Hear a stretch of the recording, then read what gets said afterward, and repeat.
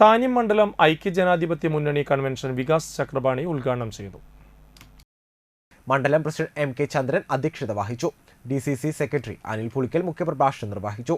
DCC secretary NS Ayub, കർഷക കോൺഗ്രസ് സംസ്ഥാന secretary MP Sajeevan, block secretary VK Pradeep, CR Rajan, minority ജില്ലാ vice chairman PM ഹബീബുള്ള, മുൻ മണ്ഡലം president VK Suseelan, KN Venu Gopalan, panchayat അംഗം മിനി ജോസ്, IUML മണ്ഡലം പ്രസിഡന്റ് അബ്ദുള്ള കരിപ്പാങ്കുളം, ബെന്നി തട്ടിൽ, സിദ്ദിഖ് കലപ്പം വീട്ടിൽ, CT ജോസ് തുടങ്ങിയവർ സംസാരിച്ചു.